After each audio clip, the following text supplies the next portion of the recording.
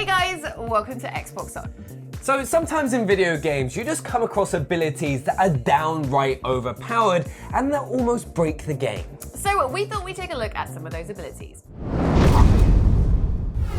Let's kick off with a special little gadget in Ghost Recon Wildlands, and that's the UAV drone. It's worth every dollar of taxpayer money, and in a game filled with C4, choppers, and punch-packing sniper rifles, it's easily the most overpowered device. That's because it's so versatile. For starters, it's your eye in the sky, giving you an aerial view of the battlefield and letting you mark targets. And when you upgrade the drone's range and battery life, you basically have no restrictions as you become an omnipresent pair of binoculars. But the drone really comes into its own when you unlock its ability to carry explosives. With this, you no longer have to go in and get your hands dirty. If there's a VIP you need to kill, you can simply camp on a hill, fly your drone past all those armed guards, and deliver the payload right into the bad guys' faces. Or, if the mission asks you to take out a huge drug farm, you can just find a comfy bush to lie in while you steer your explosive POW right into the production lines. It basically allows you to skip the entire infiltration phase of heaps of missions. Not much fun for your elite squad mates who want to see some action, but it means you'll take down Bolivia's drug lords in a tiny amount of time. Now, Geralt is the definition of badass. The guy is so cool and gruff that he doesn't need an overpowered ability to take down his foe. He can just growl at them with his deep, rumbly voice, and they'd be powerless to resist his charm. Except most enemies aren't as easily won over as me, and they will retaliate to Geralt's words by slicing a sword through his face. This is where the mind control of the Axis sign really comes into play. If you unlock the puppet skill, you can influence an enemy's mind with a wave of Geralt's hand, getting them to fight on his side instead. Whilst faced against a large group of enemies, this basically makes Geralt an unbeatable foe. All he has to do is focus his ability on each member of the group, causing them to kill their mates in a blind rage. Before you know it, the group is down to one poor sucker who's just taken down his nearest and dearest. Give him a blast of puppet magic and you can put him out of his misery whilst he stands there trying to work out his correct allegiance. All of a sudden, those huge gangs of bandits and beasts are no threat at all. Makes this whole Witcher lot look like a pushover. On to Fallout 4 next, and with a little creative thinking, you can totally cheese your way through it. No cheating or modding required.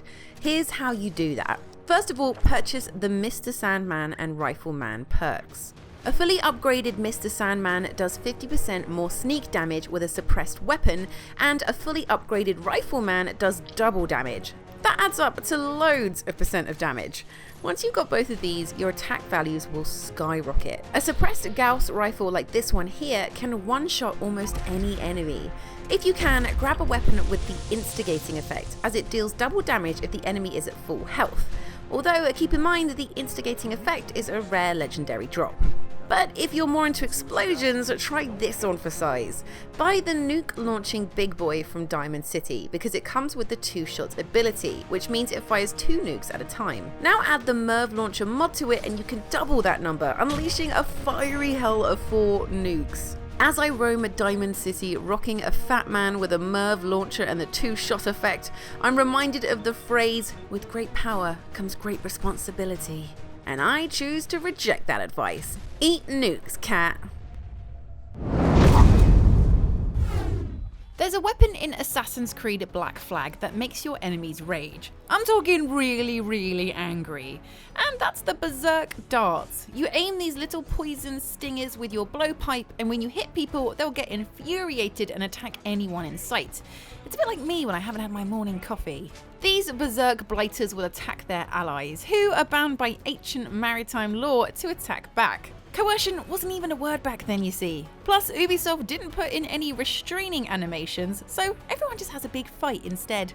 You can use this distraction to slip past unnoticed, and in a stealth game like this, that's invaluable. But even better is using them to complete assassination contracts with just one puff.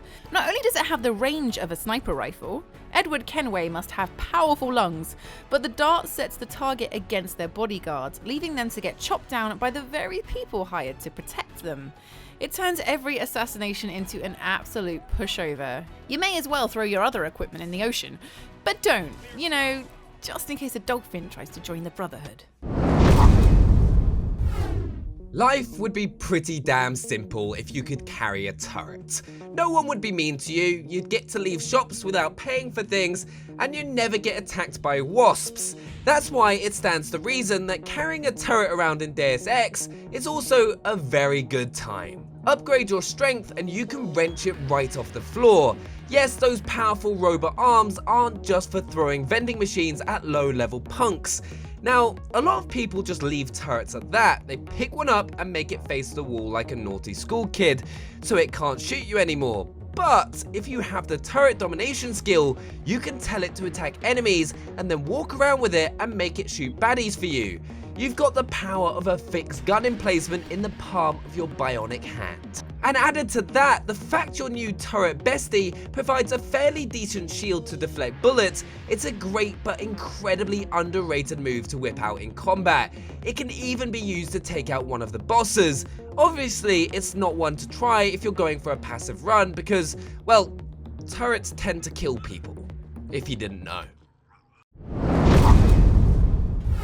This entry is all about becoming a blacksmith in Skyrim, and with one cheeky exploit, you'll soon be crafting legendary glass, daedric, and even dragon weapons and armor. I'm talking about a technique that rapidly upgrades your blacksmithing ability and lets you go from 0 to 100 real quick. Now, every single weapon and piece of armor you craft raises your smithing skill, but you can speed up the process by crafting quick and easy items, and the quickest and easiest is the dagger. So collect as many iron ingots and leather strips as you can carry. I don't care how you get them, buy them, steal them, bring a companion along and load them up like a human suitcase. It's your life. Then visit the forge in Whiterun, which is on the immediate right when you walk through the main gates. Create as many daggers as you can and you'll be a master blacksmith in a matter of minutes. This works with any relevant item you have to hand. So for instance, if you have a haul of dwarven ingots, you can craft loads of dwarven bows and raise your smithing ability that way. But the dagger method is the quickest and most affordable. You've only got one problem now. What to do with 500 daggers? When you think of Halo multiplayer, you probably think of it as being the bread and butter FPS built up around the super fundamental basics of a AAA shooter. The first 3 Halos, there were no perks, there were no special abilities, it was you and an assault rifle against the other team. However, when Halo Reach came along, that all changed, and there was one special ability in particular that many believed was completely overpowered, and that was the armor lock. For example, in any other Halo, if someone managed to stick you with a plasma grenade, you would accept your fate and prepare yourself to watch your body ragdoll through the sky. But in Halo Reach, you would just pop your armor lock and survive the explosion without even a scratch. Then there was the fact that if an enemy was stood next to you as you broke out of the armor lock, it would completely take out their shield, allowing you to just melee them in the face for an easy kill. There was just so many uses for armor lock, which just made it the most overpowered ability in the game. Surviving rockets, holding off in a hill for a few extra seconds against an entire enemy team, trying to blast you into oblivion, and even when you came out of armor lock, you're still invulnerable to enemy fire for a quarter of a second, which may not sound like much, but it was enough to try and get away from any nearby enemies. Now, what also made it so overpowered is you would be able to stay in armor lock for 5 seconds at a time, and it only had a 14-second cooldown, meaning you could use it over and over again to help keep you alive for long periods of time. Overpowered? Sure. Damn good fun? Hell yes. If you've played any LEGO game, you'll know that it's all about the studs. You collect these plastic bits in their millions and use them to buy new characters or unlock cheats or bonus features. Collecting the studs you need to unlock everything could take hundreds of hours, so the game includes cheat bricks that add stud multipliers, doubling or quadrupling the value of everything you swipe. What the game doesn't make clear is that these multipliers can be stacked, allowing you to amass a small fortune. Activate the 2x multiplier and the 4x multiplier and you'll start earning 8x the studs. Focusing on these skills to save up and buy more multiplier bricks only increases your power. Buy and activate the 2, 4, 6, 8 and 10 bricks and you'll end up multiplying your studs by 3,840. With this one in action, you can earn 1,000,000 studs just by punching a couple of benches.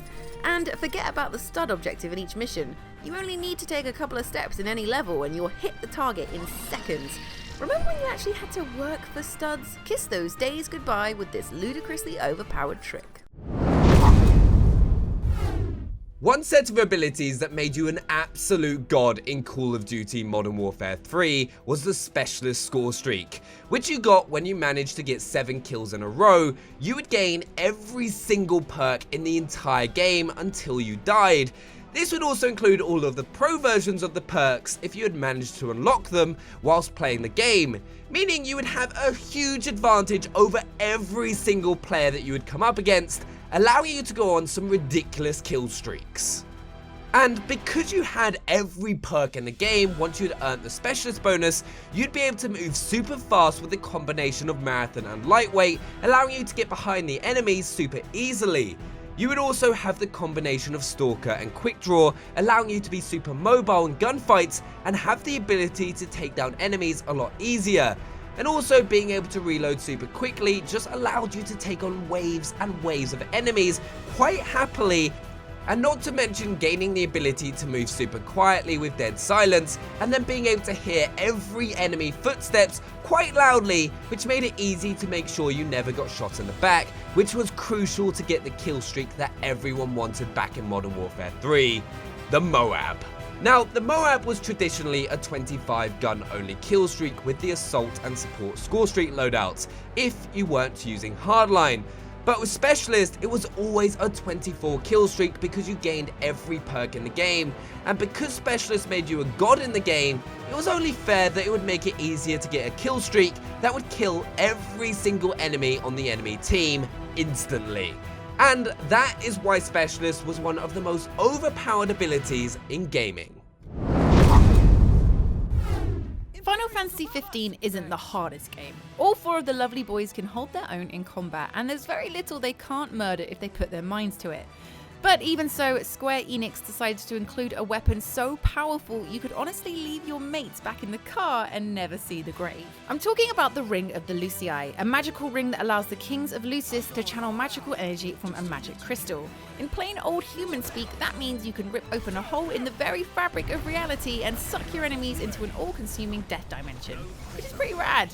Problem is, it's a bit too rad. Sure, it eats all your magic bar in one go, but then it eats just about everything in one go. It's random whether it kills an enemy, but it can technically kill any enemy in the game. From the simple cow thing all the way up to the adamantoids. Yes, it's possible to wipe out a mountain-sized monster with a tiny band of metal.